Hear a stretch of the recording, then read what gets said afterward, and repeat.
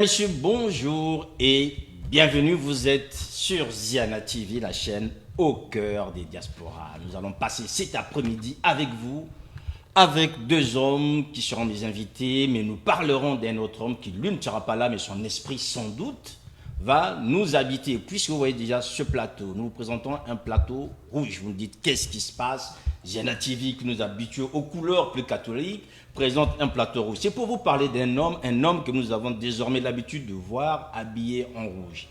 Un soldat au départ, vous le connaissez, il est un homme qui parfois fait peur et pourtant ceux qui le pratiquent disent que c'est un homme gentil. Il rentre par effraction dans la littérature avec des œuvres que même les plus éminents d'entre vous auront du mal à comprendre puisqu'il arrive avec un style que lui-même appelle le snowprack. Le snowprack, c'est un style qui n'obéit pas aux recommandations académiques classiques. Alors vous comprenez déjà que quand un homme qui vient et qui n'obéit pas aux recommandations académiques classiques, c'est que lui-même déjà aura du mal à nous faire comprendre ce qu'il écrit. Il a plusieurs œuvres à son actif et pourtant, nous en connaissons quelques-uns, les plus célèbres, avec des titres un peu bizarres, Micmacs et tripatouillages politiques en démocratie, ou encore vous avez les vautours ou charognards de la République populaire de Lokuta, capitale Mbongwana.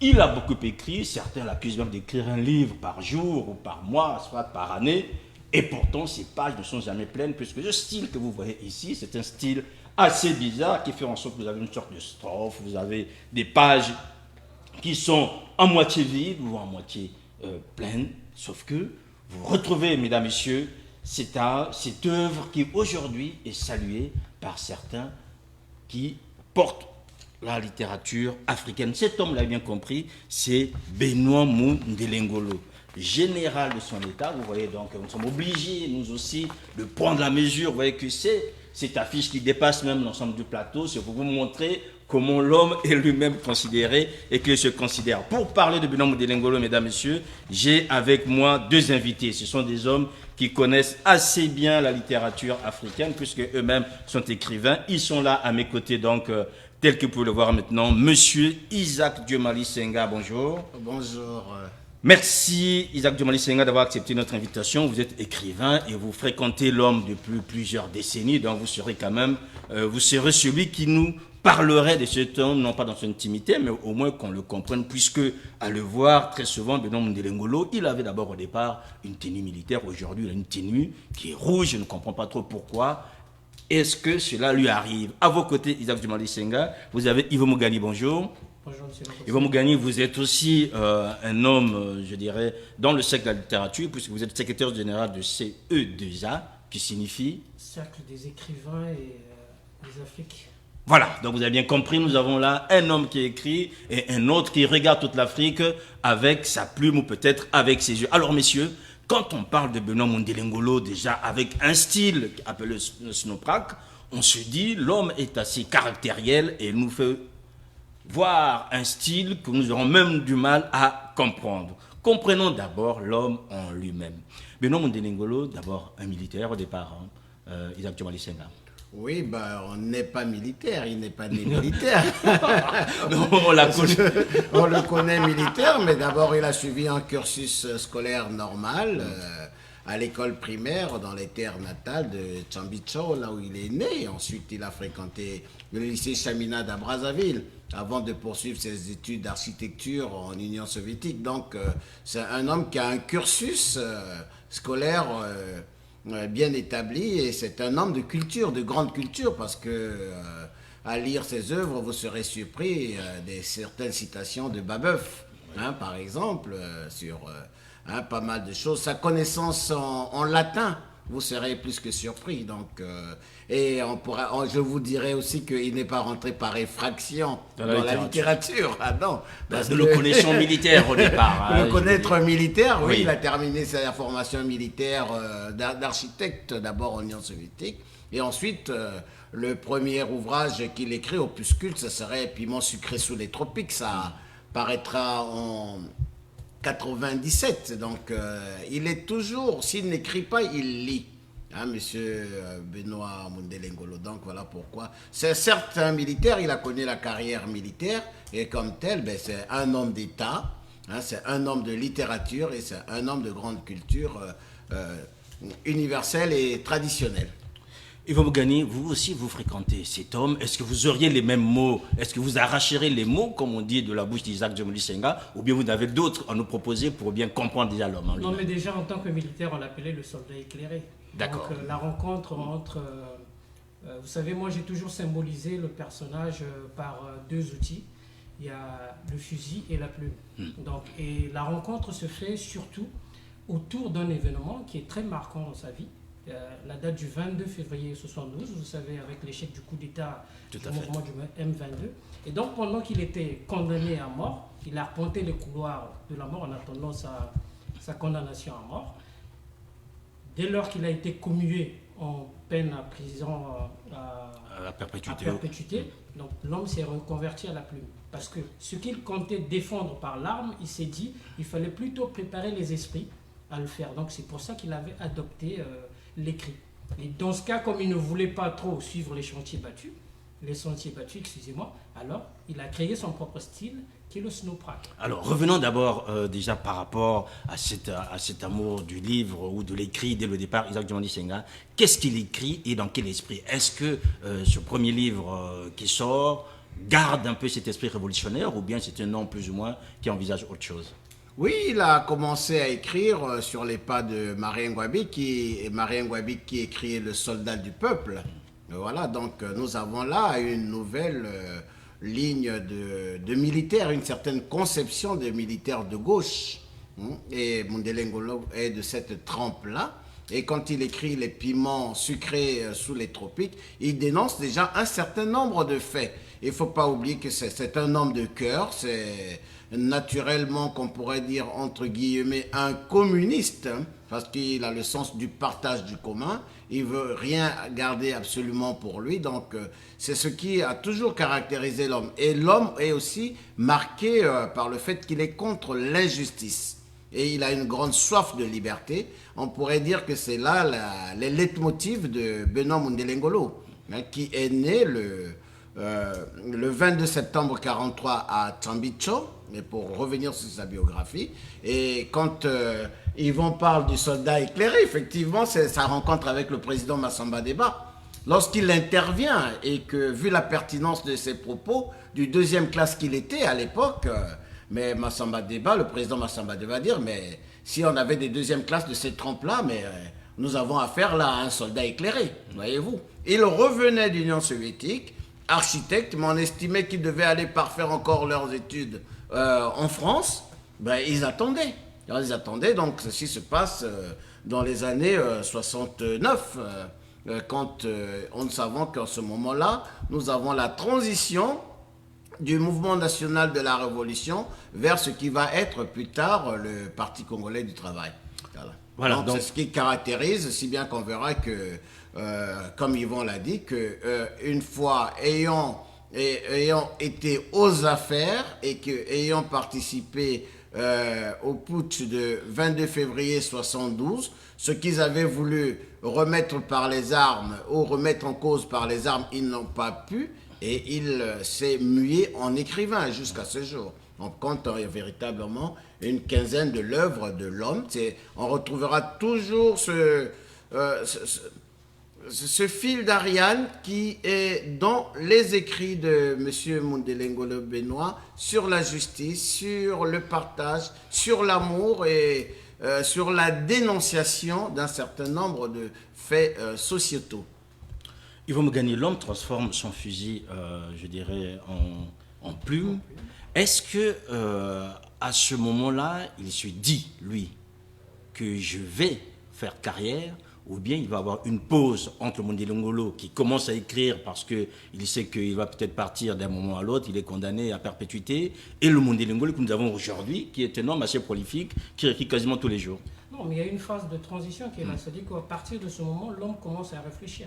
Il commence déjà à produire des écrits, il a ses manuscrits, jusqu'au jour où il décide enfin de les produire. Parce qu'il pense qu'on a toujours dit que, vous savez, la plume tue plus que l'épée. Donc plutôt, il faut préparer les gens dans leur mentalité que aujourd'hui d'entamer une action subversive avec fracas, notamment avec un fusil. Donc il préfère plutôt préparer le peuple par rapport à cela. Raison pour laquelle le thème central, il aborde un peu de tout, mais le thème central du Snowprague, c'est la révolte contre les antivaleurs, si vous voulez. Alors parlons maintenant du Snowprague. C'est que dans ce livre, Micmacs et tripatriage politique en démocratie, ce qui est intéressant, c'est que Benoît Mundele Ngolo en fait rentre dans une conversation avec un tiers qui s'étonne un peu d'un style un peu bizarre, et lui-même aussi, il essaie de répondre pour apporter des précisions. Alors, le Snowprague, est-ce que dans le Snowprague, les voyelles ne sont pas de trop?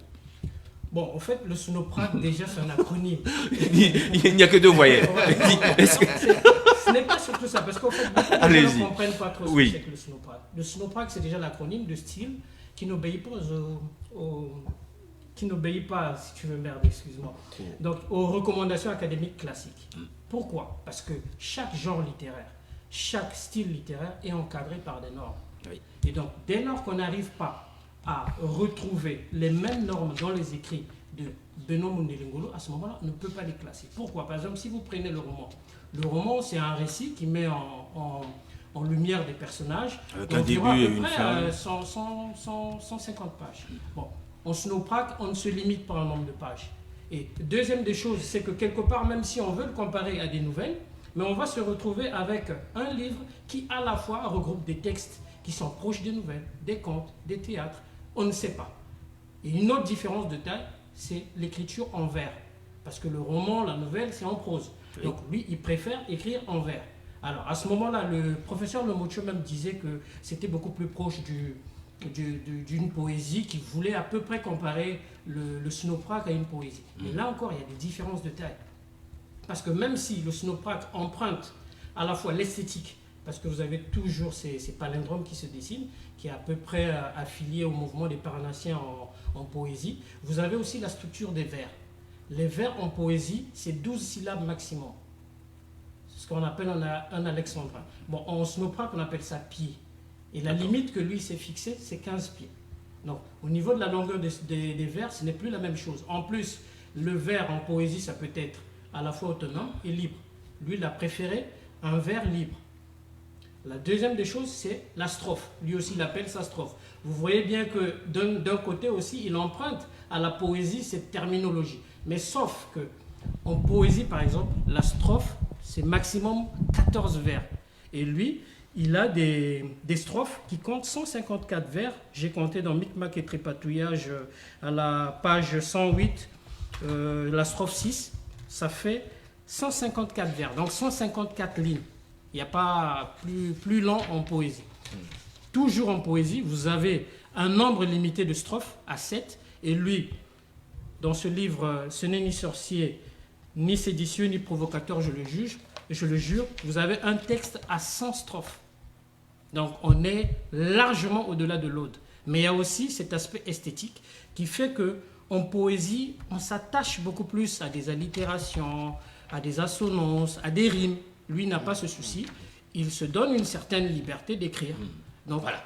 Là, déjà, il y a une différence avec la poésie. Donc le Snowprague, en gros, c'est un mélange de genres littéraires affranchis des normes qui les encadrent. Alors, si vous permettez, Isaac Djumali-Senga, finalement, si on entend, vous l'avez peut-être nous confirmer, que M. Benoît Mundele Ngolo, il n'est pas poète, il n'est peut-être pas romancier. Est-ce que finalement il écrit n'importe comment? Qu'est-ce qu'il est en fait? Ah non, il n'écrit pas n'importe comment. Je rebondis tout de suite pour vous dire que Alain Robbe-Grillet, oui, avec le nouveau roman, il a porté un nouveau style. À quoi servent les théories? Et justement, monsieur Mungani Yvan revient éloquemment sur le style de Mundele Ngolo qui brasse tout et qui met tout, mais il respecte un certain nombre de choses. Vous ne trouverez pas des fautes d'orthographe dans les écrits de monsieur Mundele Ngolo, et vous allez trouver des récits, des choses dans lesquelles vous pouvez tirer des leçons.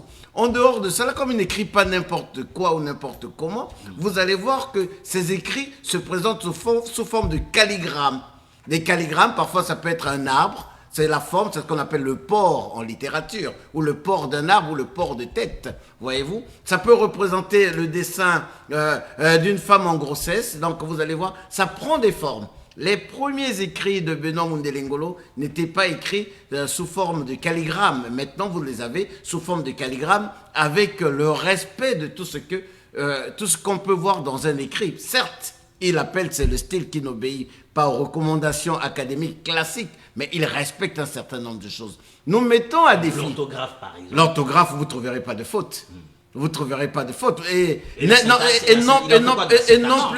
plus, il n'y a pas de faute de syntaxe. Oui. Si vous avez la lettre à mon ami Godefroy Matingou, mais vous allez voir, et c'est dans Blague à part, et il retrace la vie de Godefroy Matingou, et vous avez tout le récit de la vie de Godefroy Matingou. Et la réponse de Godefroy Matingou, qui est un collègue militaire à lui qui est décédé aux États-Unis. Vous avez toute la trame de l'histoire de la vie de cet homme-là. Donc, pour dire que Benoît Mundelengolo n'écrit pas n'importe quoi. Il faudrait... Souvent, les gens ont la critique facile parce que et ils n'arriveront pas à pénétrer dans ce que Yvon Mungani a dit, la pertinence du texte, les allitérations, qui sont là des éléments qui font de l'écriture, le style même de Benoît Mundelengolo. Voilà pourquoi vous prendrez également d'autres auteurs qui ont fait la critique de l'œuvre de Benoît Mundelengolo, notamment M. Bokiba, André. Vous prendrez également Monsieur Zélé, qui est un grammairien ici en France. Donc, vous allez voir que c'est rentré dans la profondeur des choses, hein, ce que nous voulons. Ça peut être un peu rébarbatif pour certains, mais c'est pour montrer qu'il y a une certaine élévation dans les écrits de Mundelengolo lorsque on y pénètre. Voilà pourquoi je disais, avec le nouveau roman d'Alain Robbe-Grillet, les gens ne l'ont pas accepté. Donc ça remettait en cause un certain nombre de choses. Nous allons dire peut-être que Mundelengolo c'était un auteur incompris. Alors pour l'instant on ne le comprend pas. Peut-être qu'il faut attendre un siècle. Qu'on le veuille ou pas, oui. Une vérité passe toujours par le procès en hérésie. Ça c'est tout à fait normal. Mais ce qu'il se refuse, c'est d'être cantonné dans un moule. C'est-à-dire que militaire, point. Il n'est pas que militaire, c'est un intellectuel qui réfléchit, qui est aussi sensible à tout ce qui se passe autour de lui. Donc, raison pour laquelle il a refusé, il embrasse un peu tout. Il veut écrire, vous n'allez pas dire de lui poète, point. Non, il peut écrire du théâtre, il peut faire des contes. Et en plus, ce style, c'est beaucoup plus pour, si vous voulez, refléter un peu l'oralité qui est propre un peu aux Africains. Parce que si vous lisez bien le Snowpack, vous allez comprendre que lui-même, il a voulu rendre sa manière à lui de lire un texte, de le rendre dans son oralité. C'est ça, en fait. Est-ce que si vous me permettez encore, je vais prendre peut-être une image méditerranéenne du côté de Marseille. Est-ce que finalement le Snowpack, c'est de la bouillabaisse, je dirais, de la littérature moderne ou congolaise, je veux dire? Non, enfin, je l'ai bien dit. C'est-à-dire qu'à partir du moment où il refuse d'être cantonné dans un style prédéterminé, et lui, il est sensible à tout ce qui est beau, à tout ce qui est là, donc il veut être large. C'est comme tout au début de la science. Vous voyez bien que les philosophes, ils étaient à la fois mathématiciens, voilà. Donc c'est à peu près. Donc c'est aussi un retour à l'originalité quelque part. Donc il le retrace, l'oralité. Il veut en même temps embrasser la poésie, le conte, le théâtre. Donc c'est un mélange de tout ce qui est beau dans un pot-au-feu, si tu veux, à la Marseillaise. Bon. Non, je reviendrai sur cette question parce que bouillabaisse, on peut l'accepter. On peut l'accepter, bouillabaisse. L'essentiel est qu'on arrive à s'alimenter et qu'on arrive à manger et qu'on ait la substantifique moelle. Mais je dirais ceci. Je dirais ceci. Mais on a dit que Marcel Proust écrivait en yiddish. Vous savez bien que Marcel Proust, on ne l'a pas accepté comme tel. Et vous avez un homme qui l'a sévèrement critiqué, Louis-Ferdinand Céline. Et vous avez des gens qui rejettent aussi Louis-Ferdinand Céline. Donc, c'est la guéguerre entre les uns et les autres. On accepte ce style ou on n'accepte pas celui-ci. Il y a des gens qui rejettent le style de Zola. Il y a des styles encore plus compliqués. Et près de nous, le style de Houellebecq n'intéresse ou n'attire pas tout le monde. Aujourd'hui, nul n'est prophète chez lui. Mais demain matin, plus tard, à l'avenir, lorsque on relira Mundele Ngolo, prenons un exemple. Le 4 avril 2014, la lettre ouverte au président de la République. Combien de personnes l'ont lu? Lettre ouverte au président de la République. Qu'est-ce qu'il dit dans cette lettre ouverte en 2014, lorsqu'il va être débarqué quelques mois plus tard en tant que préfet de la ville de Brazzaville? Peut-être que Benoît Mundele Ngolo avait déjà eu raison avant tout le monde. C'est sa personnalité. Voilà, mesdames, messieurs, vous êtes donc bien sûr en direct sur Ziana TV. Nous échangeons autour de l'heure d'un homme, puisque Benoît Mundele Ngolo nous dit qu'il va arrêter la plume avec un dernier livre, dans le moins dans ce cas de ce livre. On reviendra sur cet aspect tout à l'heure. Restons toujours dans le Snowprac. Alors, qu'est-ce qui fait qu'aujourd'hui le Snowprac reste une affaire Mundele Ngolienne? C'est-à-dire qu'il n'y a que lui qui fait ça, il n'y a pas quelqu'un d'autre. Pour l'instant, on n'a pas encore vu dans les rues de Talangaï ou de Brazzaville quelqu'un revendiquer le Snowprac comme un style qui l'inspire afin de pouvoir proposer une œuvre littéraire. Il y a déjà Ramsès Bongolo qui a écrit à propos du Snowprac. À propos du Snowprac, oui. Donc il a adopté le style, mais sauf que le problème c'est il y a peut-être un problème avec les maisons d'édition. Vous savez qu'ils ont leurs propres normes, leur image à défendre d'une certaine manière, qu'ils n'ont pas encore accepté un peu le style. Le frein se situe à ce niveau. Donc c'est tout alors. Ah ben finalement, mais si le frein ne peut pas être à ce niveau-là, puisque Ramsès Bongolo, pour l'instant, il n'est pas sans doute... Bon, après, je ne sais pas si c'est auto-édité, je ne sais pas. Voilà, dans la fin, c'est peut-être l'un de doute, mais si peut-être le style en lui-même, peut-être il va rébuter aussi, les gens ont peut-être du mal à rentrer dans le tête de Mundele Ngolo en se disant, bon, c'est lui-même. Mais il y a des puristes de la langue, donc c'est tout à fait normal si... il y a des réfractaires. Voilà, des réfractaires. Mais lui-même, il est des réfractaires aussi. D'ailleurs, à ce sujet, Ramsès Bongolo rappelait quelque chose. Il parlait de la nyctalopie, c'est-à-dire que la capacité de voir dans l'obscurité. Et ça, il le retrouve quand Benoît Mundele Ngolo, quand les autres veulent simplement avoir des choses déjà illuminées. Mais lui, il arrive à voir dans le noir. Une façon de dire que voici un style qui est à votre portée, que vous refusez. Mais c'est tout à fait normal. Parce qu'après, aujourd'hui, qu'est-ce qui se passe? Bon, c'est une opinion qui s'oppose un peu à ce qui est communément adapté. C'est tout à fait accepté par tous. C'est comme ça que ça se passe, mais avec le temps, je pense qu'on finira par comprendre que le Snowprac a sa place au sein de l'espace littéraire. Alors et moi, je ne doute pas que ça va l'instant, celui qui pratique assidûment le Snowprac, c'est Mundele Ngolo lui-même. Oui, Mundele Ngolo pratique le Snowprac et qui est un style qui n'est pas facile et dont l'accès n'est pas permis à tout le monde. N'empêche qu'il n'y a pas que les écrits de Mundele Ngolo qui fait du Snowprac, mais lorsque vous avez des critiques littéraires de renom tels que Noël Kodia-Ramata critique les œuvres de Mundele Ngolo, donc il pénètre l'œuvre. Et une critique est différente de la moquerie. Hein. Certains qui ne comprennent pas, c'est revaloriser un texte, c'est montrer les différents aspects qui n'est pas accessible à tout le monde. Lorsque vous avez Kadima Mukala Nzoussi, le professeur, qui critique l'œuvre de Mundele Ngolo, donc ça veut dire que là c'est un grand professeur de renom, et je vous invite à lire le professeur Mukala Kadima Nzoussi. Lorsque vous avez Théophile Obenga, qui critique également les œuvres de Benoît Mundele Ngolo, ça veut dire qu'il ne laisse pas indifférent.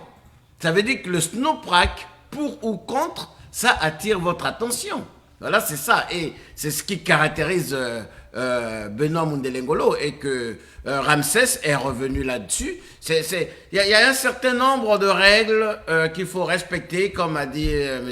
Yvan Mungani. Il y a un nombre de pieds. Alors, c'est pas facile, mais on s'y essayerait. On s'y essayerait. Il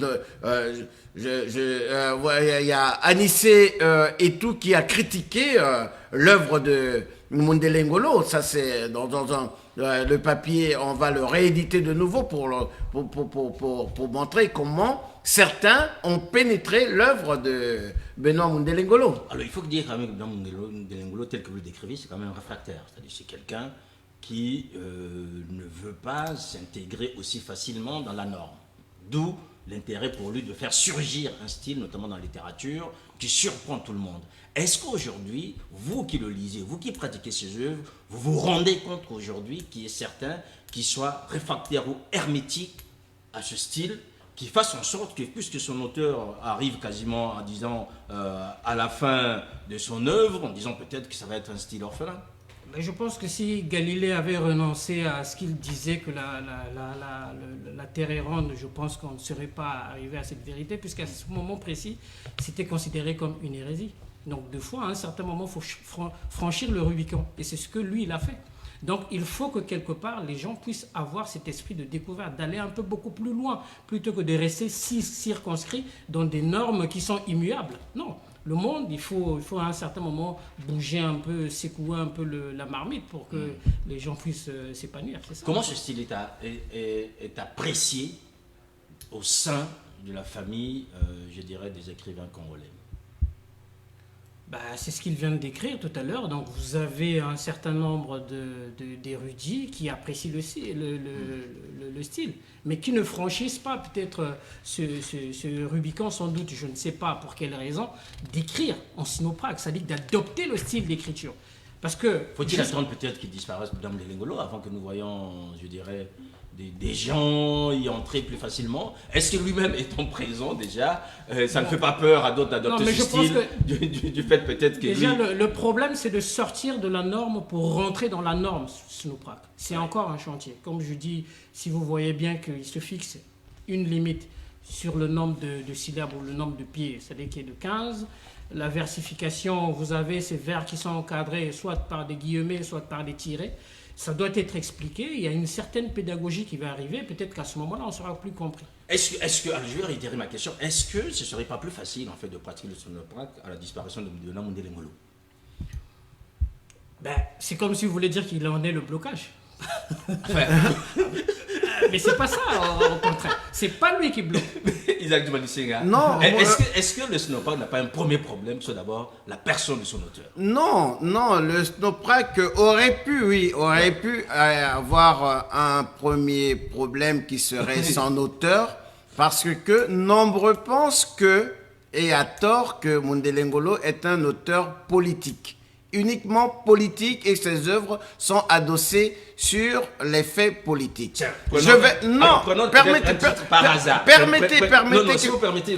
refuse que vous me coupiez la parole, monsieur Cyr. Si vous permettez, vous nous dites que Mundele Ngolo n'est pas un auteur politique. On va prendre les deux derniers ouvrages que nous avons en main. Oui. Vous nous direz si ces titres sont peut-être civils ou religieux. Micmac et tripatouillage politique en démocratie. Et vous avez un autre, celui que nous avons, le tout dernier aussi, les vautours ou charognards de la République populaire de Lokuta, capitale Bongwana. Alors, donc peut-être que à partir de ces titres, vous nous direz sans doute que l'homme écrit pour les religieux. Mais j'ai dit, alors blague à part, c'est anonyme. Sauce piquante servitude. C'est anonyme. Et dans blague à part, je vais vous dire qu'un texte qui n'a rien à voir avec la politique. Oui. Où es-tu, maman? Maman, où es-tu? Depuis ce jour où tu m'avais laissé seul, après m'avoir donné la vie, en t'éteignant avec dignité dans des douleurs atroces qui t'ont fait t'évanouir pour toujours, après avoir perdu presque tout ton sang, le premier cri qui était sorti de ma bouche en pleurant lamentablement et que tous les bébés du monde poussent lorsqu'ils cherchent leur mère parce qu'ils ont besoin de leur affection maternelle, était celui de savoir « Où es-tu, maman, maman, où es-tu » Affectueux et touchant. Mundele Ngolo, Benoît, est orphelin. On entendrait Camara là. Et il est orphelin dès la naissance. Voyez-vous, c'est le cri d'un enfant qui cherche la chaleur et qui arrive au monde, dans un monde inconnu, qui sort de l'utérus de sa mère, donc il a froid. Son cœur se met à battre rapidement. Ses poumons se gonflent pour la première fois. Et les premiers réflexes de suicide, c'est chercher le sein maternel, la chaleur maternelle, parce qu'il arrive dans un monde il sort de 37 degrés pour arriver dans un monde de 22 degrés. Mais il cherche sa mère, il ne voit pas sa mère. Où es-tu, maman? Maman, où es-tu? Voyez-vous? Ça c'est un cri de cœur. Ça n'a rien à voir avec le politique. Et voilà, donc voilà quand on dit que c'est un blocage. Oui. Mais non, toutes les œuvres de Mundele Ngolo ne sont pas politiques. Lorsqu'il parle à Tondi Lekas Momonzo, pourquoi tu t'es-tu? Mais il fait un appel de cœur. Lorsqu'il parle à mon ami Godefroy, colonel Godefroy Matingu, c'est un ami qu'il vient de perdre. Il ne peut pas assister aux obsèques parce qu'il est décédé aux États-Unis. Voyez-vous? Quand il parle de son frère aîné Abraham, Mais Non, il faut rajouter une chose. Oui, c'est que allez-y, ce sont deux amis qui se retrouvent sur un champ de bataille, où l'un est dans un camp opposé. Mais ils ne s'entretuent pas. Ils se retrouveront à la fin à Paris pour se congratuler, malgré le fait que un d'entre deux ait perdu la guerre. Voilà. Vous voulez peut-être compléter Non, moi ce que je voulais compléter, c'est-à-dire qu'il faut qu'on reste parfois uniquement dans la littérature. C'est-à-dire qu'ici, il y a un texte, par exemple, chagrin, gémissement, lamentation complète. Ce que vous allez admirer ici, c'est cette figure de style qu'on appelle la gradation. C'est-à-dire que les effets d'amplification d'un phénomène. Il dit, où que tu te trouves, dans n'importe lequel des continents de cette ville planète Terre, je te plains, mon frère bien-aimé, je te plains, ma sœur bien-aimée, car, te considérant comme une divinité, tu te comportes comme tel, c'est-à-dire ne prenant plus en compte ni en considération ce que tes frères et tes sœurs te conseillent de faire. Là déjà, il parle de l'entêtement. Et tu n'en fais qu'à ta tête. Il dit encore, voir à tes caprices ainsi qu'à tes fantaisies. Il dit plus loin encore, ayant réussi à vassaliser tout le monde. Vous voyez que là, on est en train de monter dans le vice. Comment la personne qu'il est censé représenter ici est en train de s'enfoncer plus loin dans le vice et de manière beaucoup plus croissante encore. Donc, tout autour de toi, tu as fait des hommes et des femmes, des logs intellectuels, au point où plus personne ne peut plus penser librement. Comment as-tu déboulonné de tes mains la statue de Kwame Nkrumah pour la remplacer par la tienne? Là, il est en train d'évoquer déjà l'idée de la pensée unique et puis de l'icône. Représenter l'icône de la République, c'est-à-dire se mettre au-dessus même de ceux qui, au niveau de l'Afrique, ont quand même représenté un sens de combat des héros de l'Afrique pour te mettre à leur place. Il poursuit encore plus loin. Aurais-tu le toupet ou la folie de débaptiser un jour les rues et les avenues qui portent les noms de Nelson Mandela? Vous voyez? Donc là, il y a le phénomène de gradation qui est là. Et je pense que celui qui est enclin à la littérature propre, à la beauté de la littérature, ferait plutôt remarquer ces genres de figures de style, plutôt que de dire que Mundele Ngolo n'écrit que des choses politiques. Et que Mundele Ngolo n'est pas le problème du Snowprack. C'est pas le problème du Snowprack, c'est peut-être des préjugés. Les gens pensent que, comme vous l'avez relevé tout au début, que c'est une personne caractérielle, un peu difficile, donc s'engager sur son sentier, c'est d'abord se confronter avec lui, et dont on ne sait pas comment ça va se passer, et alors que tout ça, ce n'est qu'imaginaire. Il faut pénétrer l'homme, être à côté de l'homme pour comprendre réellement ce qu'il est. Alors, ceux qui sont actuellement connectés, vous pouvez vérifier deux choses. Très souvent, on voit des photos de Mundele Ngolo quand il était militaire, très jeune, et des photos aujourd'hui avec une tenue, je dirais, traditionnelle. Là aussi, l'homme n'est plus dans les normes telles qu'on disait tout à l'heure. On peut le voir dans sa littérature, mais on voit aussi sur lui un homme, en fait, être quasiment, je dirais, en train de casser les codes vestimentaires traditionnels, notamment de l'homme de son rang, quand on voit ce qu'il a été et tout ce qu'il a pu faire pour le Congo aujourd'hui. Mais si vous lisez un livre comme Maxime Mea Culpa, où il parle un peu de la repentance, où il parle d'un certain nombre de choses, c'est que quelque part, c'est quelqu'un qui s'est mis, si vous voulez, dans une forme d'introspection. Donc, à ce moment-là, il a choisi plutôt une vie ascétique, on dira. Oui. Donc, parce que il est aujourd'hui issu de deux lignées.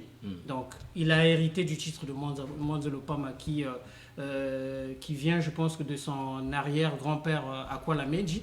Donc, du coup, portant ce titre honorifique, il est obligé à un certain moment si vous voulez, d'avoir une certaine stature, un certain comportement à avoir. Donc, il faut parfois refaire marche arrière. Comme on dit souvent, il y a le terme qui est souvent utilisé, c'est le vitriol. Oui. Donc, à partir du moment où l'homme s'est transformé, et raison pour laquelle il a adopté, c'est pas du tout étonnant, c'est simplement un recul par rapport à certains événements, par rapport à une certaine jeunesse. Parce qu'à un certain moment, lorsque vous êtes avec lui, il vous dira, par exemple, il fut un moment où, dans certaines réactions, il allait plutôt s'énerver. Mais aujourd'hui, avec ce qu'il représente, il prend un certain nombre de choses avec pondération, avec calme, parce qu'il représente une certaine autorité. Mundele Ngolo Benoît a 76 ans, donc 3 cycles de 25 ans, plus 2 cycles de 25 ans et un cycle de 26 ans qu'il entame. Donc il est dans le dernier tiers de sa vie. Cet homme a été élevé par sa grand-mère. Donc, en pleine couche, il perd sa mère. Et à propos de son caractère que les uns diraient bien particulier, ou moi je dirais singulier, lui-même il écrit ceci. On dit de moi que j'ai un caractère de cochon. Voyez-vous? À toi, grand-mère. Voyez-vous? C'est donc, c'est un homme qui est capable de faire une remise en cause personnelle, et il a fait dans mea culpa. Donc, il remet en cause un certain nombre de choses de sa vie. Lorsque, à 29 ans ou à 29 ans, il est ministre des Travaux publics au Congo, ce n'est plus le même homme qu'on retrouve aujourd'hui à 76 ans. C'est un homme qui est passé par des chemins. Et il est passé du marxisme à l'homme d'aujourd'hui, qui remet fondamentalement en cause un certain nombre de choses, hein, et qui voue sa vie à la tradition dont il hérite de ses parents, parce que c'est quelque chose qui s'impose à vous. Hein, ce n'est pas de sa propre volonté. Hein, qu'aujourd'hui, qu'on le trouve dans les tenues traditionnelles, oui. C'est comme un devoir par rapport à la mission qu'il a eue. Et ça ne saurait le dire que ceux qui sont initiés dans cela. Nous constatons, et on ne peut pas le remettre en cause, hein, quitte à lui ou à ceux qui ont fait le voyage à Angoni ou à Tchambicho, que moi j'ai eu l'occasion en 2015 de faire le voyage avec Anissé et tout, et le général Benoît Mundelengolo à Angoni jusqu'à Tchambicho, voir le fondement de sa famille, hein, et nous expliquer comment ce pouvoir lui est arrivé. Donc, c'est en respectant les choses, on voit la transformation de l'homme.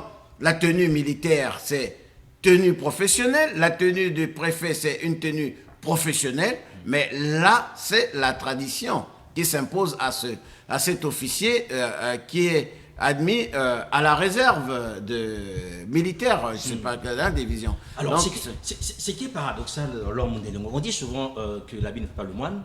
Est-ce que vous me direz que l'habit fait Mundelengolo? Puisque vous voyez un homme que vous décrivez en fait, qui lui aujourd'hui a une mission, avait-il aussi une mission, je dirais, de détraquer les convenances littéraires admises? Vous nous parlez aussi de tradition. Or, Mundelengolo, pour la littérature, il est réfractaire à la tradition, tandis que de tout ce qui est culturel, à ce moment, il embrasse volontiers tout ce qui est tradition liée à la culture. Un certain nombre de choses à respecter. Hein? Donc, ça, c'est rentrer dans le profond de l'homme. Hein? Je voulais dire, s'il n'y a pas une contradiction dans l'homme. Non, en fait, il n'y a pas... On le voit casser des codes, oui. Sauf qu'il y a d'autres qui ne bougent pas. On le voit en littérature venir avec un style qui quasiment... il n'est pas toujours bien vu à travers ses écrits. Mais on est tout à fait d'accord. Oui, justement, mais c'est ça aussi bousculer les codes. Pourquoi? Parce qu'à un certain moment, il se rend compte que même certaines personnes dans l'exercice des fonctions qui leur sont attribuées essaient un peu de dévier. Et lui, il essaie de le dire par écrit. Mais quand on le taxe deux fois de quelqu'un de réfractaire qui ne fait pas bouger les normes, c'est quoi? C'est qu'il veut que ceux qui servent l'État et qui ont, si vous voulez, des liens avec des traditions, puissent plutôt mettre en valeur ce que la tradition leur apprend. Parce que vous avez aujourd'hui le président de la République qui dénonce les vices chaque année. Mais il va vous dire, lui, ce qu'il veut vous dire, c'est que les cadres même peuvent aller puiser dans le fond de la tradition certaines valeurs. Et il en parle, je pense que c'est dans Fantasmant ensemble un instant dans un snowprac. Donc, au fait, la noblesse, on peut aussi la trouver dans nos traditions. Lorsqu'il leur demande, par exemple, et je vais faire un parallèle à ce qu'a écrit le président de la République. Par exemple, le président de la République, dans son discours du 14 août 2009, il a dit « Changer donc de mentalité, laisser choir à jamais les mentalités d'assistés, de profiteurs et de personnes en quête perpétuelle de passe-droit. » Lui, ici, dans ce texte, Mwanzolo Pama, excusez-moi, je vais me retrouver. Donc, communication d'un notable Mbushi, Mwanzolo Pama, aux habitants de son terroir. Il leur appelle à l'introspection et il veut mettre en valeur certaines valeurs de la culture Mbushi, par exemple. Vous avez, par exemple, il parle ici de l'Esomonambo, hein, le comportement ou l'attitude qui consiste à défendre les intérêts même au risque du péril de la vie, ou le touareg, qui est le comportement qui consiste à faire appel à la sagesse pour encaisser, être tolérant, se résigner, se taire, s'effacer devant l'intérêt général au détriment de l'intérêt personnel. Faisons le parallèle avec ce que le président de la République a dit. Vous voyez? Donc si aujourd'hui, vous avez l'esprit, vous voulez mettre en valeur le touareg, mais vous n'allez pas être reproché d'être quelqu'un enclin à des passe-droits. Donc des vertus. Je voudrais parler, lorsque nous avons fait le voyage à Angoni en 2015, j'ai personnellement demandé au général Mundele Ngolo pourquoi les gens se prosternaient devant lui. Un ancien communiste, et les gens se prosternaient. Il dit, au fait, je ne dois pas saluer les gens de ma main, et les gens claquent le doigt, et symboliquement, ils disent que tu es poussière, tu retourneras la poussière. Ce n'est pas parce que tu as ce pouvoir. Tu es poussière, tu retourneras la poussière. Ce n'est pas parce que tu portes ces tenues de chef que tu dois t'enorgueillir. C'est profond. C'est profond, c'est des vertus. Donc, on te ramène à ta condition d'homme. Et quand tu es ce chef dignitaire traditionnel, tu dois présenter un certain nombre de vertus. Donc, la reconversion de l'homme, on va essayer de le comprendre à travers ces valeurs ancestrales. Parce que, qu'on ne le veuille pas, que le droit coutumier au droit positif actuel, c'est le droit reste positif. Donc, il puise ses sources dans les valeurs qui sont celles de chaque société.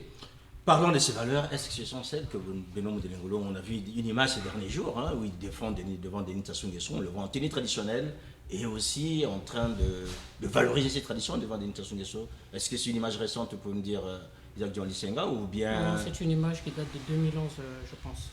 Oui.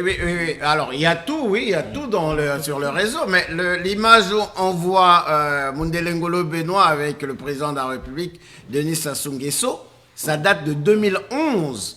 Et là, nous avons les responsables, les dignitaires d'Angoni, qui sont allés saluer un dignitaire du coin, qui s'appelle Denis Sassou Nguesso, pour le remercier d'avoir élevé leur fils, un des leurs, au rang du secrétaire général du Parti congolais du travail. Mais la sagesse du président, donc il y a tout un rite traditionnel. Il dit, ce n'est pas moi qui ai élevé Ngolo Pierre au rang du secrétaire général, mais c'est qu'il y a eu une volonté des gens qui étaient là. Je n'ai fait que proposer les gens, parce que ce parti-là, le Parti congolais du travail, c'est un parti qui est étendu du nord au sud, de l'est à l'ouest du Congo. Donc, à partir du moment où je n'ai fait que proposer Pierre Ngolo au poste de secrétaire général, et les congressistes l'ont accepté, l'ont applaudi. Donc, je n'ai rien fait de plus que observer, voir comment les choses allaient. Et là, il y a tout un jeu de présents qui se passe, donc qui se partagent le cola dans les rites traditionnels. Mais une fois de plus, ceux qui ne comprennent pas le mochi, ceux qui ne veulent pas s'attarder sur l'événement, et tout de suite là, c'est l'amalgame. Tiens, voilà, Benoît Mundele Ngolo est allé remercier le président pour le gisement, le fameux gisement de la cuvette, delta de la cuvette ou le Goki. Ça n'a rien à voir avec cela. Donc, voilà. C'est l'amalgame, on peut, voilà. Donc, mais Benoît Mundele Ngolo reste un homme de vertu. Voilà. Alors cet amalgame est peut-être compréhensible aussi, parce que c'est un homme que certains découvrent déjà avec cette tenue. Certains ont une image qui est de Benoît Mundele Ngolo, le militaire, et après le préfet, et là on voit quelqu'un d'un chef traditionnel. Revenons en fait dans son œuvre et le Snowprack. Alors est-ce qu'on peut dire aussi finalement le Snowprack a un caractère, je dirais, néologisant. C'est-à-dire que chaque fois, Benoît Mundele Ngolo, il arrive toujours à créer des mots comme ça. Des néologismes, chaque fois. Dès qu'il peut, il vous donne un truc. Et là, on a quand même, c'est plus flagrant dans ce livre, les vautours ou charognards de la République populaire de Lokuta, capitale Mbongwana, en sous-titre, des néologismes qui peuvent enrichir la langue française. Si le Snowprack, en tant que style, enrichit, je dirais, la littérature en lui-même, est-ce que finalement son contenu enrichit-il nécessairement la langue française ou encore, je dirais, la société congolaise? Bon, j'avais parlé d'un événement du 22 février 1972 où il faisait partie du M22. Qu'est-ce qu'il combattait? Il y avait un terme qui caractérise ça, l'obumitrie. Oligarchie, bureau, militariste. Donc vous voyez déjà, dès le départ, il y a ce néologisme qui arrive. Et puis à un certain moment, si vous voulez un peu, c'est une forme d'appropriation de la langue française. C'est-à-dire qu'on veut parfois appliquer nos mots qui reflètent plutôt nos cultures, notre façon de vivre, raison pour laquelle il a un peu ce goût. C'est une façon un peu de se mettre en phase avec l'évolution de la société. Vous savez, la langue évolue avec la société. Vous ne pouvez pas... Donc aujourd'hui, le Snoprac fait aussi évoluer la langue Bien française. sûr, c'est la raison pour laquelle on demande à tous les littéraires, à tous les écrivains de franchir le pas, de franchir le Rubicon, de casser un peu le plafond de verre qui les limite un peu aux normes déjà construites depuis belle lurette. Finalement, pour qui écrit Isaac Djumali Musenga? Pour qui écrit Mondele Ngolo? Pour la postérité. La réponse est suffisamment claire pour la postérité parce que ce que nous disons s'envole et ce que nous écrivons reste pour la postérité. Et c'est ça. Et lorsqu'on lira les écrits... Est-ce qu'il écrit pour ses contemporains? Il écrit aussi pour ses contemporains, mais sachez que la lecture est rébarbative pour certaines personnes. Et lorsque vous lirez, là, il a écrit, par exemple, à mon confrère Henri Nzombo, il a écrit dans Blague à part, il a écrit à Tondi Lekas Momonzo, il a écrit à mon frère, à mon cadet Bangou Kami. Donc, Bangou Kami est contemporain. Atondi Lekas Momonzo est contemporain. Au fait, dans Blague à part, vous avez un peu cette verticalité où il parle de sa mère, de son père, donc ses aïeux, il parle à son fils qui représente la jeunesse, il parle à la fois à ses petits frères, à ses amis qui sont ses congénères, il parle aussi aux écrivains qui sont sa corporation d'une certaine manière, il parle à des militaires aussi d'une certaine manière. Donc c'est une œuvre complète qui à la fois puise sur les aïeux pour transmettre à la jeunesse. Est-ce que finalement, le Snoprac n'est pas un alibi pour Mondele Ngolo pour ne pas subir les foudres de ses contemporains, notamment ceux qui se sont indexés quand ils dénoncent ce que les Congolais appellent aujourd'hui les antivaleurs? Bon. Stylistiquement parlant, on appelle ça de la prétérition.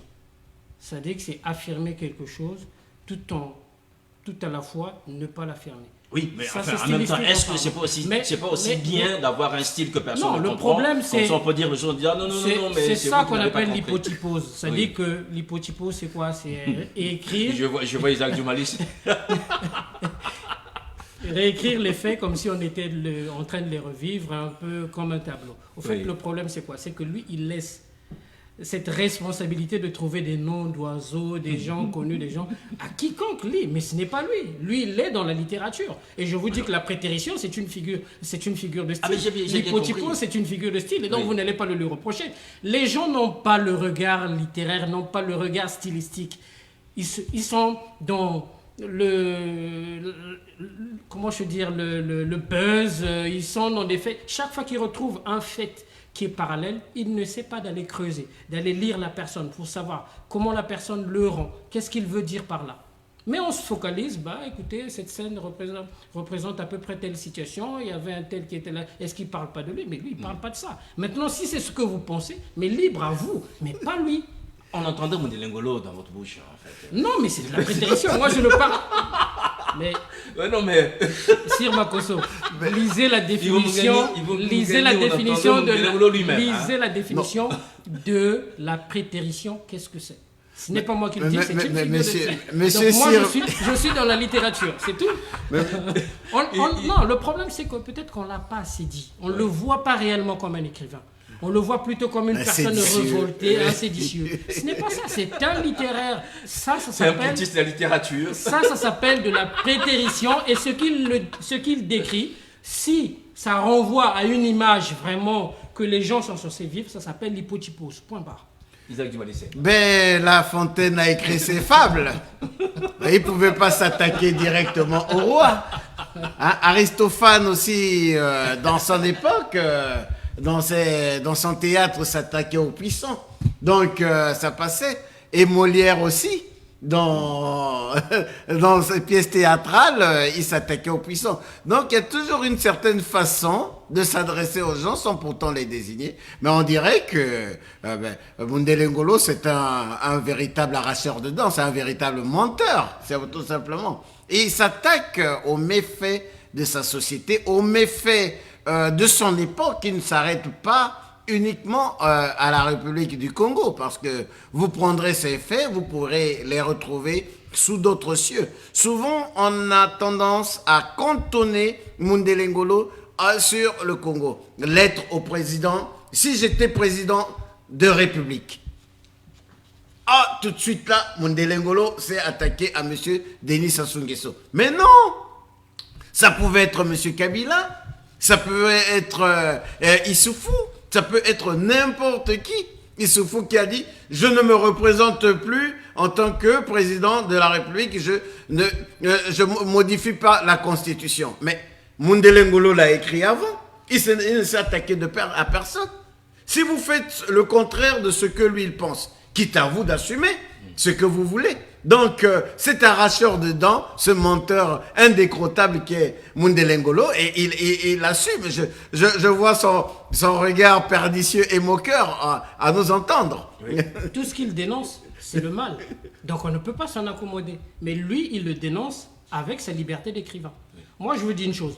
Prenons le président Denis Sassou Nguesso, par exemple. Je veux revenir toujours à ce discours du 14 août 2009.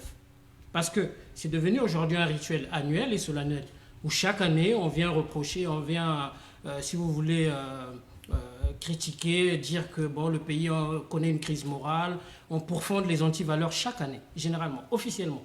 Il dit ceci: changer de mentalité, laisser choir à jamais les mentalités d'assister. Mais prenez un Trump à la place, un Trump. Parce que là, le président de la République, il est entre la litote et l'euphémisme, pour ne pas choquer. Mais Trump allait dire quoi? C'est que les Congolais ont des sales mentalités. Il aurait même pu dire que c'est des profitocrates, c'est des mangeocrates, des familiocrates. Ah oui. Donc ce qu'il dit n'est pas loin de ce que Mundele Ngolo dénonce, mais avec ses mots, avec son style, c'est tout. Est-ce que Mundele Ngolo est un auteur frustré ou plutôt frustrant? Frustré, je crois pas, ce monsieur-là est libre. Aujourd'hui, tout le monde reprend un peu de tout ce qu'il fabrique comme mot. On entend la yayacratie, donc le pouvoir des yayas, la nokocratie, le pouvoir des nokos. Alors, il remet en cause les choses. Et ce n'est pas Mundele Ngolo qui oblige les gens d'utiliser les termes ou les mots qu'il fabrique. Et donc, c'est la société qui est libre aujourd'hui. Mais auteur frustré, je pense que ce monsieur a une vie accomplie. Il est aujourd'hui arrière-grand-père et grand-père. Donc, il fait le bilan de sa vie, frustré ou frustrant. Il frustre certaines personnes qui vont contre les vertus, qui ont plus de vices que de vertus. Frustré de lui-même, je crois que... Moi, je pense qu'il n'est pas frustré. À la différence de ceux qui veulent toujours s'accrocher et faire du poste de ministre ou de préfet une fonction à vie, lui, il a dit une chose. Le propriétaire d'un fusil de chasse peut retirer ce dernier à tout moment à un chasseur à qui il avait remis cette arme pour un temps. Et quand le propriétaire reprend son arme, il faut le lui remettre. C'est ce qu'il a fait. Sa vie n'est pas à plaindre. C'est quelqu'un aujourd'hui, je ne sais pas si la dernière image que vous avez vue, il a déjà aujourd'hui construit son caveau. Donc il pense déjà même au lendemain, sa mort, qui est quelque chose d'inéluctable, vous voyez un peu. Donc il est dans cette projection parce qu'il dit, si vous avez ce rapport, ne fût-ce qu'à la mort, il y a un certain nombre de choses que vous n'allez pas faire. Raison pour laquelle il le recommande à ses congénères. Je repartirai toujours sur ce texte. Quand il dit, parce que lui, il veut dire que les préjugés de foi les préjugés surtout qu'on renvoie à certains clans, à certaines ethnies, à certaines régions, il veut dire que ce n'est pas réductible à toute une région. Parce qu'aujourd'hui, il y a un clan qui agit mal et on va penser que c'est toute une région qui agit mal. Il veut dire qu'à un certain moment, il y a des gens nobles. Et comme il y a des gens nobles, et à partir de là, c'est à vous à vous de mettre en valeur ce que vous représentez, parce que quand il dit bien-aimés sœurs, bien-aimés frères, je poursuis la litanie en énumérant maintenant quelques valeurs et vertus cardinales dont tiraient fierté nos aïeux, nos ancêtres. Il parle par exemple de la dignité, ce qu'il dit au Kanyanzoro. Donc quelque part, toi-même, quand tu veux servir la République ou le président de la République, mais sois digne de la représenter. Donc à un certain moment, si on a conscience de ça, ben, le pays ne peut pas se retrouver dans une crise morale qui a précédé la crise économique que nous connaissons. Alors, donc c'est ce que lui, il revendique, c'est ce qu'il pourfait. Quelle est la place de la politique dans le SNOPRAC? Est-ce que la politique a des germes qui permettent au SNOPRAC une meilleure expression, notamment dans la dénonciation de ce qu'on appelle les antivaleurs, enfin, dans tout ce qui n'est dans les vices? Ben, le poisson pourrit par la tête. Parce que ce que nous connaissons, ce n'est pas le fait du bas peuple, c'est le fait d'une certaine élite. Et l'élite est essentiellement politique. Donc à partir du moment quand vous le dénoncez, si vous prenez par exemple, quand il faisait partie du M22, qu'est-ce qu'il voulait? Il voulait renverser l'oligarchie qui était installée à l'époque. On est à peu près dans le même... Donc c'est vraiment la matière, le SNOPRAC puise énormément dans la politique. Raison pour laquelle je disais que le thème central, c'est la révolte contre les dérives sociétales, plus ou moins. Mais est-ce que c'est pas ce qui expliquerait qu'aujourd'hui, notamment, puisque beaucoup de Congolais ne s'aventurent pas dans une écriture, notamment tout ce qui est politique, ce qui fait que le SNOPRAC, quand on voit sa matière, son humus de départ, que ce soit la politique, puisque quand il commence à écrire, c'est qu'il est en situation, il échoue suite à ce coup d'État manqué, donc il commence à penser, mais il est nourri par la politique. Est-ce qu'aujourd'hui, les auteurs qui rentreraient plus facilement dans le SNOPRAC, c'est-à-dire qui pratiqueraient le SNOPRAC, ne devraient pas aussi se nourrir de l'humus politique? Mais tant que les choses ne s'améliorent pas, tant que vous avez une élite qui connaît une crise morale, éthique, la matière, elle est là, l'humus, elle est là. Donc ça signifie qu'aujourd'hui, celui qui écrit des romans à l'eau de rose n'a pas sa place, le SNOPRAC. Si, dans le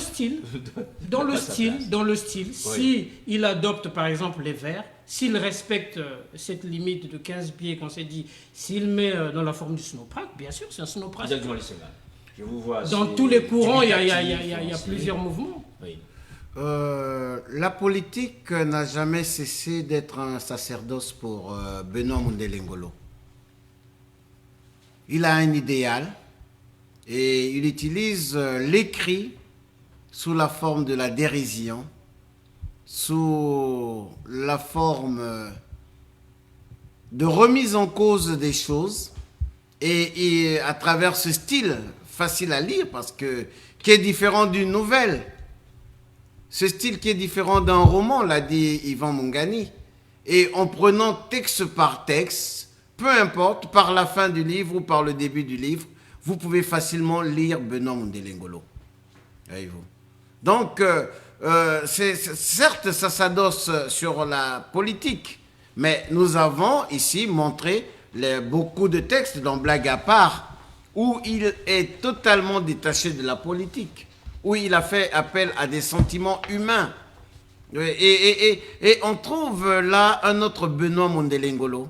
Ce n'est pas toujours cet homme politique, cet homme militaire, ce chef traditionnel, mais c'est l'humanisme qui se dégage dans la personne. Voilà, mesdames, messieurs, vous êtes bien sûr en direct sur Ziana TV. Je reçois M. Ivo Mogani et M. Isaac Diomali Senga. Nous abordons l'œuvre de Benoît Mondele Ngolo, puisque, vous l'avez entendu, c'est sorti de la bouche d'Isaac Diomali Senga en disant que M. Mondele Ngolo est un monteur invétéré. Et on va arriver à cette question. Il nous propose, adieu mes lecteurs, le moyen en tout cas de mes livres. Est-ce que vous y croyez, Isaac Diomali Senga? Ben oui, comme j'ai dit que il manque comme un arracheur de dents. Et à chaque fois, il nous disait que c'est mon dernier livre. Oui. Et tout à coup, apparaît incroyable mais vrai. Il nous dit c'est mon dernier livre. Et nous voyons Vautour, charognard de la République, capitale, le Kouta. Alors, je maintiens, je suis loin de lui, je ne prendrai pas un coup de savate, que c'est un adorable menteur. Oui. Et ben, si le temps lui laisse le temps, Je crois que adieu mes lecteurs, nous allons les lire. Mais s'il a encore le temps, je suis sûr que, outre-tombe, il nous écrira encore. Hein? J'ai l'impression qu'Ivo Mogani, il est un peu plus sûr que vous que c'est le dernier. Non, en fait, moi, ce que je peux dire, c'est qu'on ne peut pas, on ne peut pas pronostiquer. Vous avez un Non, titre qui est quand même ce que promonitoire je peux ici, dire, hein, c'est je vais dire. il doit- Adieu mes lecteurs, le Mona Souka Mais il doit avoir dans ses tiroirs encore Toujours des un manuscrits. manuscrit. Donc, le problème, c'est peut-être le livre, si vous voulez, publié de son vivant. Peut-être que derrière, il y en aura d'autres écrits de lui, mais pas publiés de son vivant. En tout cas, c'est comme ça qu'il le présente. Mais moi, je ne doute pas qu'il a des manuscrits dans Donc, son vous tiroir. dites aussi que c'est un menteur invétéré, c'est un arracheur de Non, noms. je ne dirais pas cela. Après... Mais vous êtes aussi loin, donc Isaac Dumalisségué, il a pu le dire, vous êtes aussi loin, vous n'aurez pas un coup de savate. Alors, ce que je veux juste comprendre, quand on parle de cette œuvre, on arrive bientôt à la fin de cet entretien. Est-ce qu'aujourd'hui, Benoît Montelengolo, on le soit reproché d'écrire tout le temps? Tous les jours, je disais tout à l'heure, en abusant un peu, que chaque mois il écrit un livre, il en sort tous les jours. Et cette œuvre aujourd'hui, qu'en dit-il lui-même en fait? Est-ce que vous avez le temps parfois de discuter avec lui pour comprendre aujourd'hui ces œuvres aussi prolifiques? Il faut quand même dire qu'il y a des œuvres dans lesquelles on rentre plus facilement, mais sauf qu'après il vous laisse sur la route en vous disant « mais moi c'est pas ce que j'ai voulu dire », alors que certains veulent se rassurer des choses que lui il écrit. Et on a l'impression qu'il nous laisse un testament, mais qu'il lui ne veut pas assumer. Est-ce que vous pensez qu'aujourd'hui c'est un homme, bien qu'il soit en paix sans doute avec lui-même, a-t-il fait la paix avec ses compatriotes, notamment dans la gestion de la chose publique, puisqu'aujourd'hui, ça reste le souci majeur. Si Montelengolo dénonce, je dirais, des vices, ce sont des vices qui sont souvent liés à la gestion de la chose publique. Est-ce que lui, il est en paix aujourd'hui, Benoît Montelengolo? Il est en paix par rapport à la situation du pays en général ou en paix par rapport à lui-même, je ne sais pas. Les deux, mon colonel. Enfin, lui, c'est un général, mais je dirais les deux. Non, après, je ne pense pas qu'il puisse se satisfaire de la situation que traverse notre société. Bon, c'est vrai que ce qu'il écrit ne se limite pas, on ne va pas le circonscrire Bien sûr, au Congo, mais on va dire quand même c'est sa terre. Donc, quelque part, ce qu'il dénonce, et si c'est lié à ce qui se passe chez lui, on est peut-être le premier préoccupé. Donc, de ce point de vue, on va dire qu'il le vit peut-être très mal, mais ça n'arrête pas son combat. D'une certaine manière. Donc, raison pour laquelle, et lui, c'est une attitude, il a adopté plutôt, si tu veux, un regard avec des prises de position morale sur les événements de son temps. Donc, il ne va pas s'en départir, je pense. Est-ce qu'il est rangé aujourd'hui? Rangé par quoi? Par pas mal de choses. Le général Benoît Montelengolo a connu la prison. Il a connu la torture dans la prison. C'est un homme rongé. Rongé dans son fort intérieur et qui vit difficilement, comme chacun des Congolais, les moments que nous vivons. Et dans son fort intérieur, il n'accepte pas des privations de liberté. Je prends la liberté de parler de cet homme que je côtoie depuis plusieurs années. Cet homme libre de son comportement et de ses gestes, et ce que je dis n'engage que moi. À travers son écriture, il est en quête d'une certaine humilité, en quête de la justice. Voilà pourquoi la situation actuelle de son pays, la situation en Malaisie, de certains qui n'ont pas d'identité, à qui on refuse un certain nombre de droits, la situation des jeunes Africains qui traversent la Méditerranée. Benoît Montelengolo est rongé dans son fort intérieur. Il ne peut pas l'accepter, connaissant l'homme. Et là-dessus, j'allais revenir sur un aspect philosophique de ce qu'il écrit, c'est-à-dire qu'il y a l'utopie. C'est-à-dire que parce que l'utopie aujourd'hui se justifie dans la sensibilité qu'on a au mal et son degré d'inacceptabilité. C'est-à-dire qu'il a toujours voulu un peu sortir de ce monde pour aller vers un monde beaucoup plus meilleur. C'est pour cela d'ailleurs qu'il a écrit « Si j'étais Dieu le Père ». Donc il a dit « Que ferais-je si brusquement je devenais Dieu le Père ?» La première des choses, si je devenais Dieu le Père, serait de détruire le monde actuel pour reprendre la création universelle à zéro, car trop de choses échappent à ma maîtrise ainsi qu'à mon entendement. Là, on sent l'ancien ministre des TP, hein, des travaux publics. Non, mais c'est beaucoup plus dans la projection pour dire que quelque part, il Celui ne qui est peut toujours en pas, train de il ne peut construire. pas se satisfaire Ouais. de ce qui se passe. Raison pour laquelle il dit, comme ça m'échappe, si j'étais Dieu le Père, ben j'allais Avec le simplement refaire. le détruire pour le refaire. C'est ça l'utopie au fait. C'est pour ça que je dis, il faut creuser l'œuvre. Il faut aller à l'intérieur de l'œuvre Alors, pour comprendre. mais le bien personnage. sûr, alors là, on essaie, nous, de notre côté, on dit souvent qu'on rend hommage aux auteurs, ou notamment aux artistes qu'après leur mort. Là, on parle d'un homme qui nous écoute sans doute, qui doit peut-être, à un moment donné, se passer en disant, mais qu'est-ce qu'il raconte Mougani, qu'est-ce qu'il raconte Isaac, mais enfin, il est là, il peut encore nous le reprocher, c'est l'avantage qu'il a sur les autres. Alors, quel bilan on peut tirer aujourd'hui par rapport aux œuvres que nous avons ici amenées sur certains de l'œuvre de Mundele Ngolo? Qu'est-ce qu'on peut en dire maintenant? Peut-être que lui, il va le contredire, puisqu'il sera là bientôt, il le contredira sans doute, mais qu'est-ce qu'on peut en dire aujourd'hui? Est-ce que c'est un auteur accompli? Est-ce qu'aujourd'hui, Mundele Ngolo, c'est un auteur complet? Est-ce que Mundele Ngolo reste un auteur tourmenté, puisque son style tourmente déjà son lecteur? Est-ce que Mundele Ngolo, aujourd'hui, c'est quelqu'un qui peut se dire, j'ai fait ma part, je pense que je peux maintenant aller me reposer en paix? Sauf par souci physique, mais mentalement, je ne le crois pas. Parce que déjà, tout à l'heure, je viens de parler de l'utopie, c'est-à-dire de toujours vouloir essayer un peu de se départir de ce monde qui est un peu... Dieu l'a fait hein, avec Noé. Hein. Bien sûr. Donc voilà, pour se projeter dans un monde qui est beaucoup plus meilleur, là, je le sens dans son élément. Le problème, c'est celui-là. Après... je sais pas, qu'est-ce que je peux rajouter. J'écris donc j'existe. J'ai écrit donc que j'ai existé. Et je laisse mes écrits à vous de juger. C'est ce que dirait Benoît Mundele Ngolo lorsqu'il ne sera plus de ce monde. Mais je pense qu'il aimerait bien voir un certain nombre de choses de ses propres yeux, comme il le voit déjà. Et qu'il a raison sur un certain nombre de choses, sur la déliquescence de la société actuelle, contrairement à ce que eux ils ont prôné, contrairement à ses camarades de lutte voulaient de ce Congo. Et il les a toujours gardés en mémoire, voilà pourquoi sans cesse il les a toujours appelés à travers ses écrits. Un écrit qui est abondant et un écrit qu'on ne saurait laisser de côté si on ne l'approfondissait pas. Voilà pourquoi de son vivant, nous nous donnons la liberté d'avoir notre regard critique sur l'œuvre de Mundele Ngolo Benoît, puisque nous l'avons vu aux prises même parfois avec certains membres de sa famille, qui lui disaient, tu décris telle personne, lui disait, non, je ne décris pas telle personne.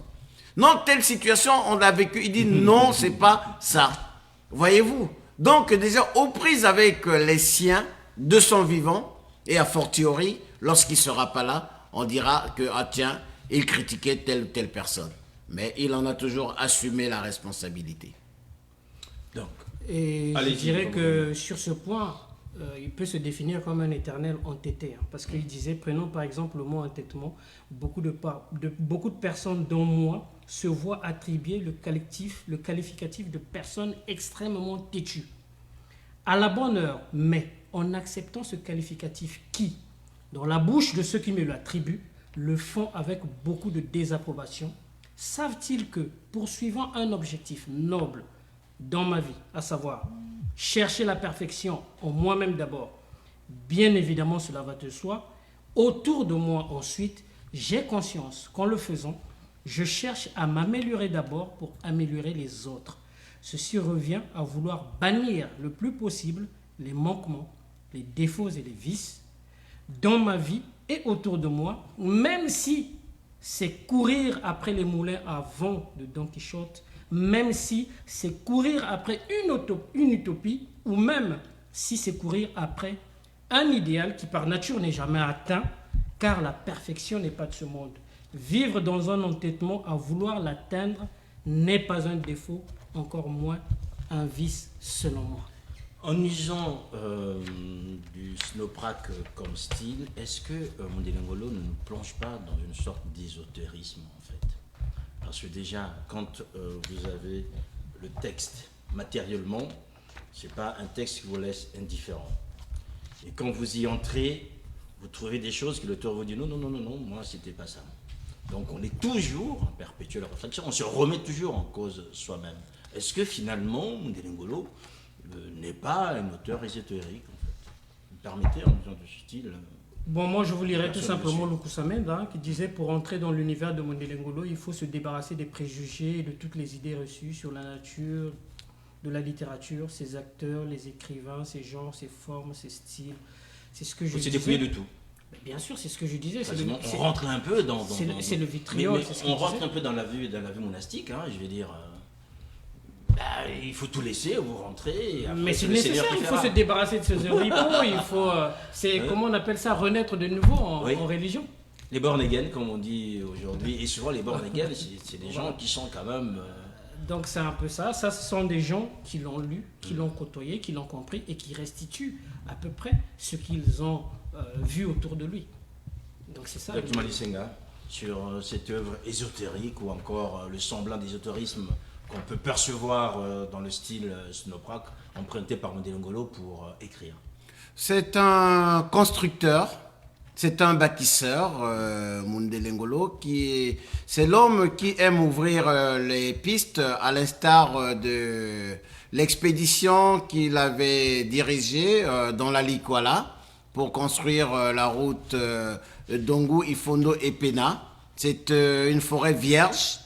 Donc il y a une forme de bravoure, une forme d'inconscience mener une telle activité en tant que ministre jeune de la République qu'il était. Donc il faudrait se vêtir d'un autre habit pour pouvoir explorer de nouvelles pistes. Donc on pourrait parler d'une forme d'ésotérisme, d'une nouvelle forme des choses, parce qu'il reste un bâtisseur, et un bâtisseur concret en tant que ministre des Travaux publics, un bâtisseur théorique parce qu'il a bâti toute une œuvre, fantasmant ensemble dans un instant dans un snowprack, blague à part, je plaide non coupable, micmac, tripatouillage politique en démocratie, ce n'est pas mon combat, c'est autant d'ouvrages réalisés, faits par Benoît Mondele Ngolo. Donc, il y a une forme de syncrétisme en lui qu'il faudrait, et même le fait de l'aborder, on ne saisit pas totalement l'homme.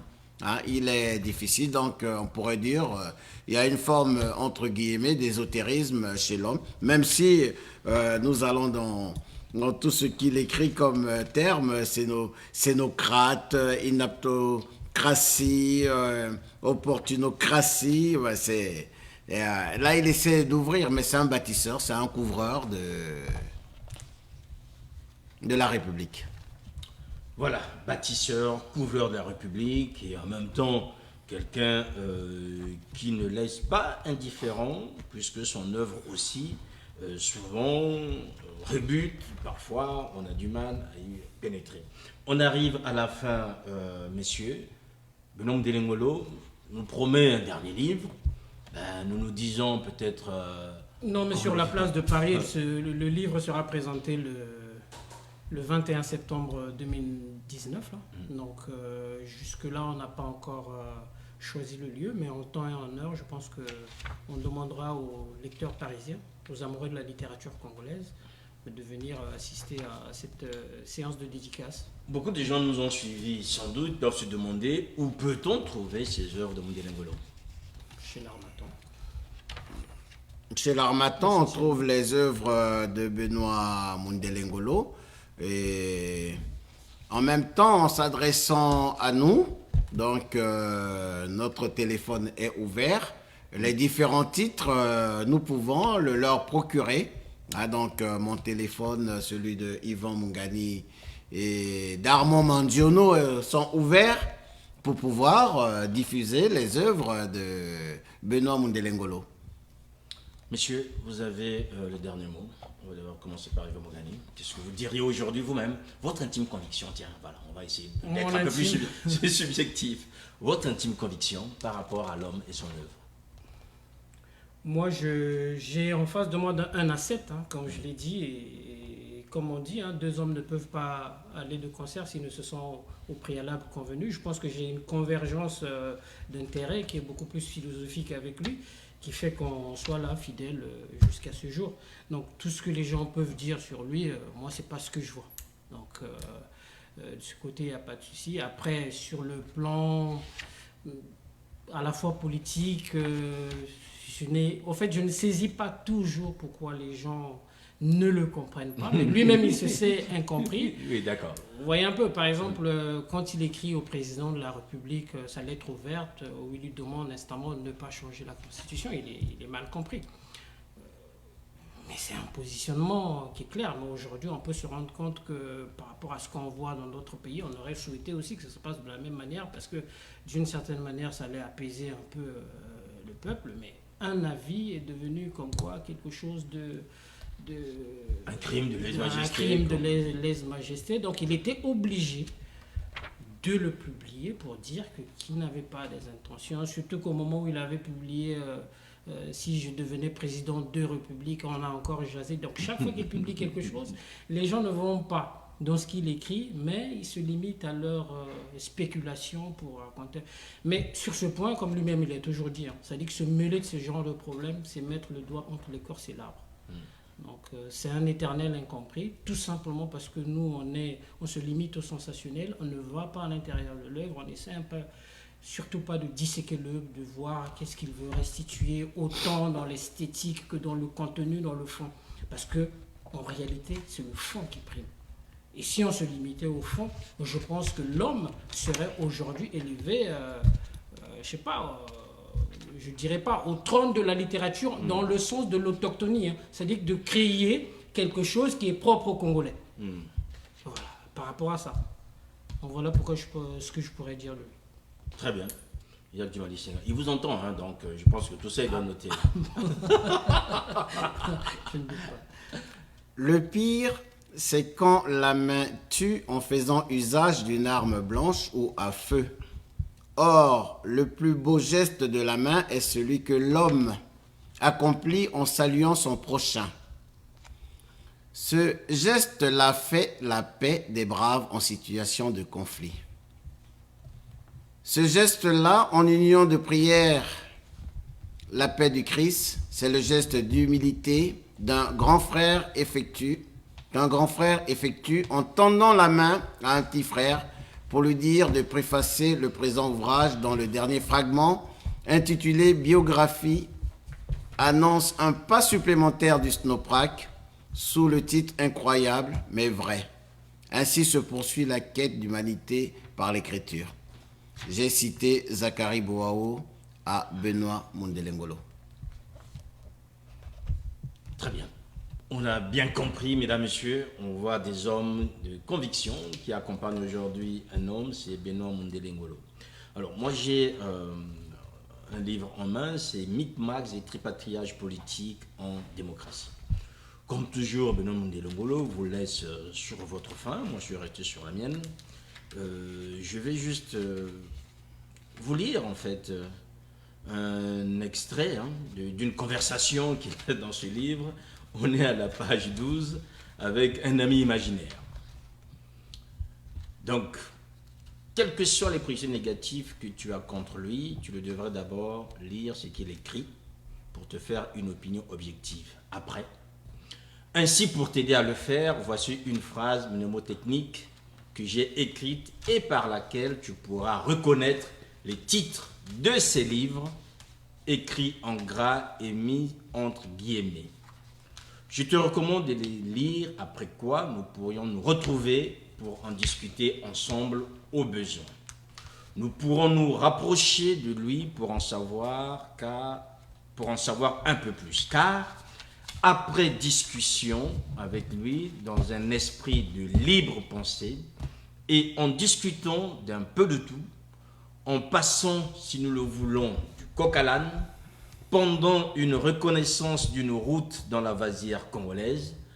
Au cours de ce périple, nous nous gaverons de sauces piquantes, si vous pouvez le montrer, de sauces piquantes chaudes, servies chaudes, pardon, quand nous aurons assaisonné de quelques piments sucrés sous les tropiques. Je ne l'ai pas là, malheureusement.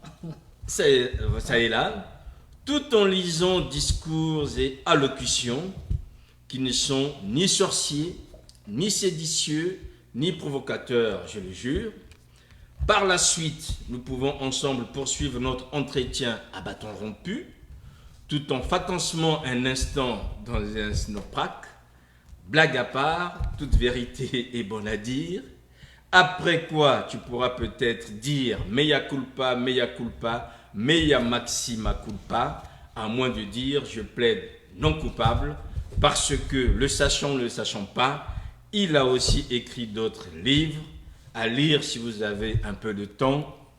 Vous ne les avez pas lus, comme celui dans lequel il évoque les causes des tragédies politiques au Congo, qui poussent souvent les citoyens à utiliser des cocktails Molotov bourrés de vérités explosives, actes qui sont provoqués aussi par des micmacs et des tripatouillages politiques en démocratie. Voilà, mesdames, messieurs, une conclusion que vous apprécierez.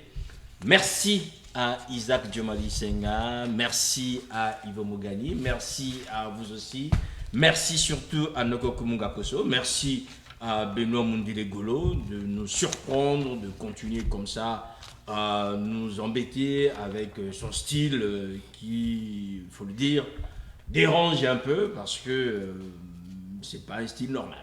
L'homme lui-même aussi est quasiment borderline, comme on dit. On n'accepte pas. Le style, il est celui qu'il est. Ah oui, le style est ce qu'il est. Voilà, mesdames, messieurs, merci encore. Portez-vous bien, nos programmes continuent. Au revoir. Merci beaucoup. Merci beaucoup.